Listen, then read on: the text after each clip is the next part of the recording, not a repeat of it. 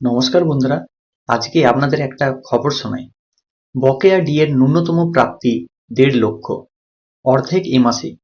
মুখ্যমন্ত্রী মমতা বন্দ্যোপাধ্যায়ের ঘোষণা অনুযায়ী মার্চ মাস থেকেই বকেয়া ডিএ দেওয়া শুরু হয়েছে রাজ্যে। বিজ্ঞপ্তি জারি হয়ে গিয়েছে, এখন জোর কদমে হিসাব চলছে কার প্রাপ্য কতটা।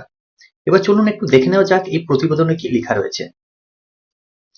মুখ্যমন্ত্রী মমতা বন্দ্যোপাধ্যায়ের ঘোষণা অনুযায়ী মার্চ মাস থেকে বকেয়া ডিএ দেওয়া শুরু করছে রাজ্য। বিজ্ঞপ্তি জারি হয়ে গিয়েছে, এখন জোর কদমে হিসাব চলছে কার কত প্রাপ্য। প্রথমে দেওয়া হবে 2016 সালের জানুয়ারি থেকে 2019 ডিসেম্বর পর্যন্ত জমে থাকা বকেয়া। তার অর্ধেক মিলবে চলতি মাসেই, আর বাকিটা সেপ্টেম্বরে। হিসাব বলছে কর্মী মহল। নবান্নের অন্দরমহলের অঙ্ক, পঞ্চম বেতন পে কমিশন স্কেল 1 এর ৬,৬০০ টাকা বেসিকের ওপর 2টি ইনক্রিমেন্ট যোগ করে বেসিক ধরা হচ্ছে ৭,০০০। সেক্ষেত্রে একটি স্ল্যাবে আসা প্রত্যেক আধিকারিকের এই ৫ বছরে বকেয়া ডিএ পাওনা ১,৪৯,৪০০ টাকা। ফলে মার্চ মাসেই তারা অন্তত ৭৪,৭০০ টাকা পাবেন বলে তারা ধরে নেওয়া হচ্ছে। প্রত্যেক কর্মীর মহার্ঘ ভাতা নির্ভর করছে তাদের বেতনের বেসিকের ওপর।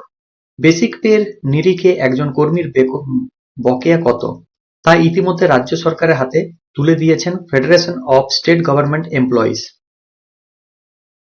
২০০৮ সালের ১ এপ্রিল থেকে ১৯ সালের ১ ডিসেম্বর পর্যন্ত প্রতি মাসে কেন্দ্র রাজ্য ডিএর ফারাক ধরে হিসাবে কষা হয়েছে।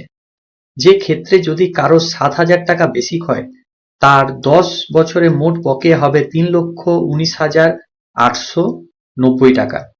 ১০,০০০ টাকা হলে অঙ্কটা হলো ৪,৫৭,১৪০ টাকা, আর ১৫ বছর হিসাবে দেখা গেলে ৬,৮৫,৭২০ টাকা। রাজ্যের এক আধিকারিক জানান, একইভাবে হিসাব করছে অর্থ দপ্তরও, কিন্তু সেক্ষেত্রে প্রত্যেক কর্মীর বেসিক সহ প্রত্যেকটি খুঁটিনাটি রাজ্যের ইন্টিগ্রেটেড ফিন্যান্স ম্যানেজমেন্ট সিস্টেম বা আইএফএমএস থাকা অবশ্যই। ২০১৬ সাল থেকে এই ব্যবস্থাপনা জোর কদমে চালু হয়েছে, ফলে তার পরের প্রত্যেকটি বছরের তথ্য আইএফএমএস আছে। সেই কারণে ২০১৬ সাল থেকে ২০১৯ পর্যন্ত বকেয়া আগে মিটিয়ে দিতে চাইছে রাজ্য। ফেডারেশনের সাধারণ সম্পাদক মলয় মুখার্জির বক্তব্য, প্রায় ১২ লক্ষ কর্মী ও পেনশনপ্রাপ্ত উৎকর্ষা রয়েছেন। কারণ সুপ্রিম কোর্ট বকেয়া ডিএর ২৫% এবং বাকি ৭৫% অন্তত একটি কিস্তি ৩১ মার্চের মধ্যে মেটানোর নির্দেশ দিয়েছে। এই নির্দেশ পূরণ না হলো কিনা সর্বোচ্চ আদালতে তার পর্যালোচনা হবে ১৫ এপ্রিল। ফলে আশা করব শিক্ষক, শিক্ষাকর্মী সহ সকলেই বিভিন্ন সময়ের মধ্যে তাদের প্রাপ্য পেয়ে যাবেন। পশ্চিমবঙ্গ রাজ্য সরকারি ফেডারেশনের কনভেনার প্রতাপ নায়েন বলেন, রাজ্য কিভাবে বকেয়া মেটাবে তা বিজ্ঞপ্তিতে পরিষ্কার বলে দেওয়া হয়েছে। তার ব্যতিক্রম হওয়ার কোনো সম্ভাবনা নেই, কারণ অর্থ দপ্তর দিন রাত এক করে কাজ করে চলেছে। সো এটাই ছিল আজকের আপডেট। অবশ্যই আপনাদের মতামত কি রয়েছে অবশ্যই সেটা কমেন্ট বক্সে জানাবেন, কারণ আপনাদের প্রত্যেকেরই কমেন্ট আমাদের জন্য গুরুত্বপূর্ণ।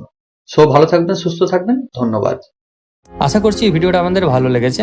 যদি ভালো লেগে থাকে অবশ্যই চ্যানেলটিকে লাইক, কমেন্ট এবং সাবস্ক্রাইব করবেন, এবং পাশে যে বেল আইকন রয়েছে সেটাকে ক্লিক করবেন নিয়মিত সবার প্রথম সঠিক আপডেট পাওয়ার জন্য। সো থ্যাংক ইউ, ধন্যবাদ এই ভিডিওটা শেষ অবধি দেখার জন্য।